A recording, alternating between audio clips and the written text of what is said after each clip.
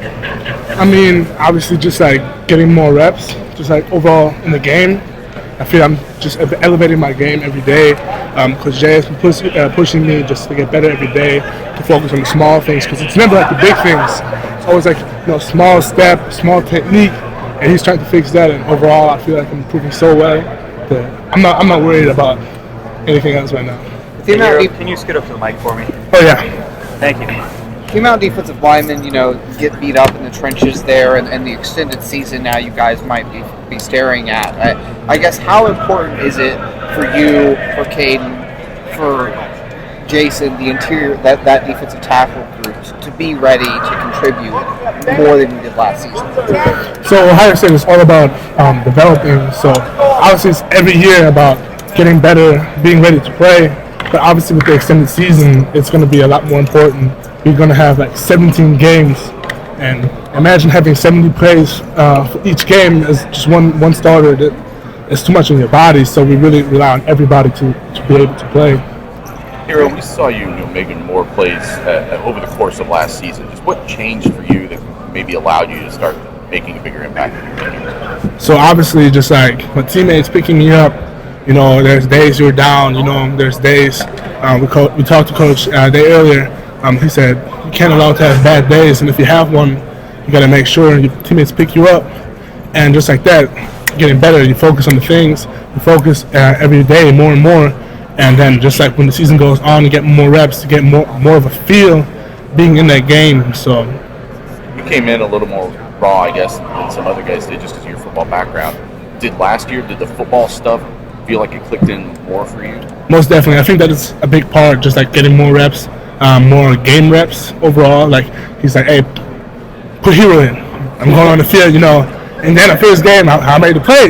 That's what it's all about. And that gives you confidence, it gives you experience, and I think all that contributed. What is different about a game rep? I mean, it looks like fist fights out there almost anymore, Is it a toughness factor? What is it you have to get used to here? So obviously we go against the best every day. We got the best offensive line, the best running backs, the best receivers, best tight ends, best coaching staff. But it's just something about, like, we try to treat practice like a game. But obviously in a game, there's way more on the line. If you mess up, there is no going back. There's repeat the same play. Yeah. In practice, there is. So it's just like the difference of the pressure. Like, make a play when your number is called. That's what it's about. And the get off you have to have in a game, etc. That's y'all's ballywick here. Is that the get off and stuff. How much did it improve the more you played? A lot. Just like I said, you get a feel for like the scheme, like for the plays to come, and if you know what's coming, you don't react no more. You're like anticipating, you know what is coming, which allows you to play faster.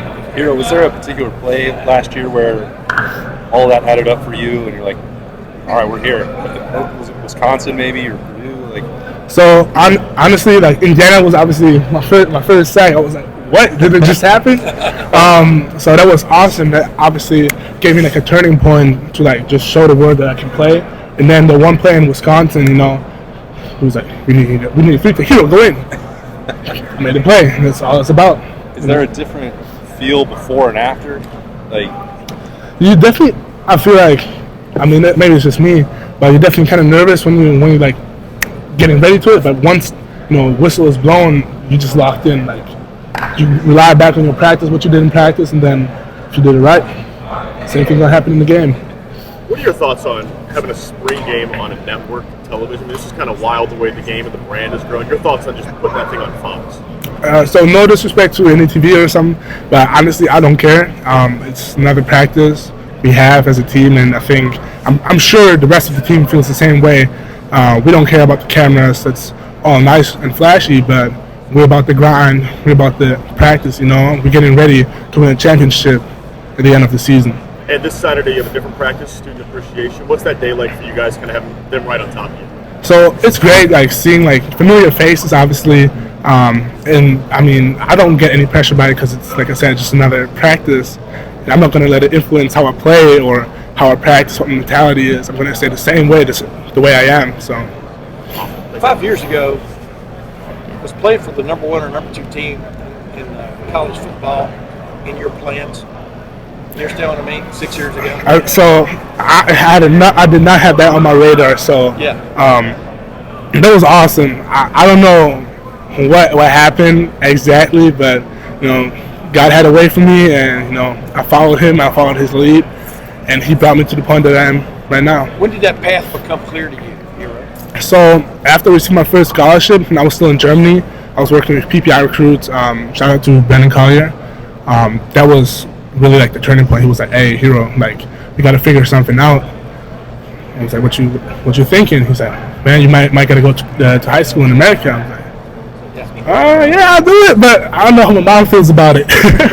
But somebody saw. I mean, unless you saw it, Yeah. that this was possible, right? I mean, go ahead. I mean, did you buy it at first? At first, I was a little like, how do you say in English, flabbergasted?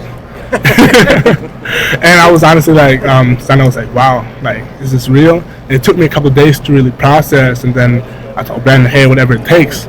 Went to America, played my season there, and the rest is history. I asked you a while ago about the fist fights.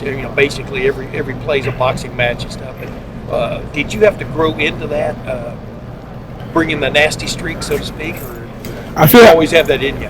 I feel I'm naturally like a nice guy, and Coach Jay definitely had to push a little bit. So I think he did a great job of like just bringing it out of me. He had time to work with me now for 2 years, and even through recruiting. So I think he did a great job doing that. What was your main sport growing up? Oh, soccer. Okay. Yeah. How good were you? I was pretty good. I was really good. I was getting recruited by major teams there when I was a youngin', so as a goalkeeper. So what got you interested in American football? You kind of outgrow the sport at like 6'4" and like 250.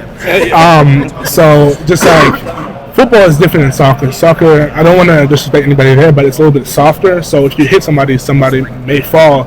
Oh, foul! And I didn't like that because a lot of times it's fake, and I didn't like the whole mentality. So I was like, I need something new.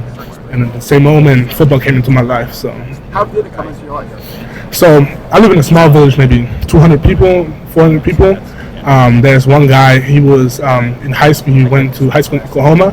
His name is Philip Okonkwo, and he was with Brandon as well. So Brandon Collier, the guy from PPI. So he really got me into it. I lived right next to the soccer field, and he was throwing the football. I was just playing soccer, and I was like, let me try that, and that's how I kind of got into it. And he connected me to Brandon. Okay, let me ask you off the wall. Your name. That's the reason behind that name, or how you got that name? So it was kind of like my family was like trying to figure out a name for me, something with D, because my brother's name is David, my sister's name is Deborah, and my mom suggested like Damon or something like that.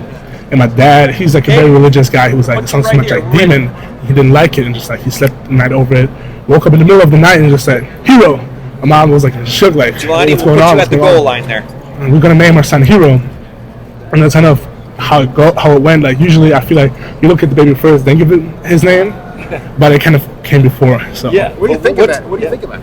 I mean, I like it. It's not my only name. My middle name is Chinemeremaku. Folks, we have Jelani Chinemerem. on the goal line. Spell it. I'm dyslexic, so somebody gotta write it down. But it means my God will continue to do for me in Igbo, which is the language in Nigeria. I'm half Nigerian, half German. Great. Hero, thank you very much, buddy. Thank you. Thanks, One Hero. soccer guy.